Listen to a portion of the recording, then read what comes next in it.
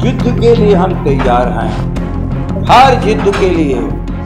और आज की जो ये बेमेल सरकार है वो जनता के बिल्कुल इच्छाओं के विरुद्ध है। ये पसंद करेंगे क्या? चिराग पासवान कह रहे हैं कि मध्यावधि चुनाव होगा, मतलब कि 25 से पहले। हर युद्ध के लिए हम तैयार हैं, हर युद्ध के लिए। और आज की जो ये बेमेल सरकार है वो जनता के बिल्कुल इच्छाओं के विरुद्ध है। ये दंगाइयों और उन्मादियों की सरकार के साथ एक क्षण भी बिहार कभी भी रहना नहीं चाहता। शर्त पे आते हैं, यानी आपका जो शर्त होगा उस पे अगर आते हैं तो आप लोग एक्सेप्ट करेंगे? हमारी कैसी शर्त? राजनीति में जनता की शर्त चलती है। और जनता की क्या शर्त है? बेरोजगारी। जनता की शर्त क्या है? पढ़ाई। जनता की शर्त है दवाई। जनता की शर्त है कि महंगाई को घटाओ। जनता की शर्त है कि हमारी बातें सुनी जाए।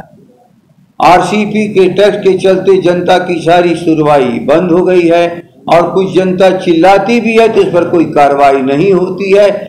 ऐसे समय में जरा ख्याल कर लो, हमयों ने कोई बात कही थी तो वो कोई शर्त था क्या? जनता की आवश्यकता थी और जनता की से हमने जो वादा किया है हम उस वादे पर आज भी खड़े हैं। हमारा कोई अलग से आज कौन सा नया शर्त होगा? लेकिन जनता के साथ जो हमारी कमिटमेंट है 2020 के चुनाव, वही हमारी सब कुछ कमिटमेंट आज भी है। महागठबंधन में अगर नीतीश कुमार आते हैं तो आरजेडी उनका स्वागत करेगी? महागठबंधन में हम 6 दल हैं, कोई 6 दल मिल करके न कोई बात तय करेगी, लेकिन उनके सामने सवाल तो कोई उठे। आप जरा समझ लो कि कोई सवाल तो उठे।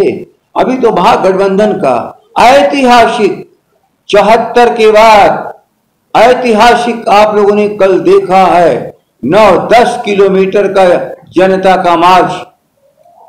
आज तो सारा अभिभूत है बिहार की जनता। 12.5 करोड़ कि वाह तेजस्वी, तुम्हारे नेतृत्व में हमारे खेत और खलिहान से लेके हमारे पेट की लड़ाई, हमारे रोजगार की तुलाई लड़ रहे हो। कल उनको धन्यवाद मिला है, बधाई मिला है। आप लोग धन्यवाद बधाई नहीं दे पाते हो, जनता दे रही है। आप सीपी सिंह काम कर रहे थे, इसी वजह से कमजोर हुई 2020 में जदयू। तो क्या लगता है कि ये भाजपा की तरफ से ऐसा किया गया था? जिस तरह से आरोप है जदयू का, किसके ऊपर निशाना है?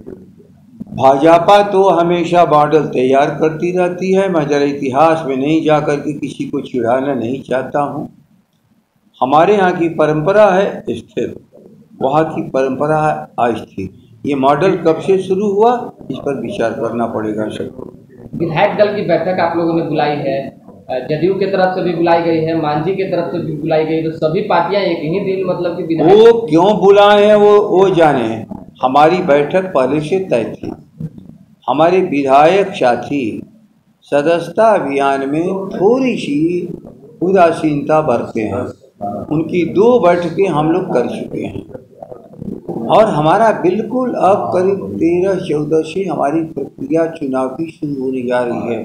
पिछले विधायक साथियों की बैठक में लोगों ने 15 दिन मांगा था। नेता प्रतिपक्ष हम सब लोगों ने मिलकर उनको 15 दिन का समय दिया।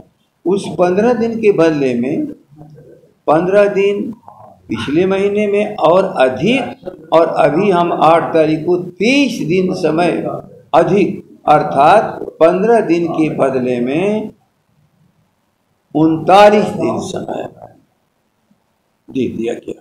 अब आप बताओ, फिर एक बार उनसे जानना चाहे कि नहीं हाँ कि आखिर ये अब हमारा बिल्कुल चुनावी प्रक्रिया शुरू होने वाली है, अब अंतिम दिन है, तो उसके हिसाब से हमारी ये तिथि क्या है।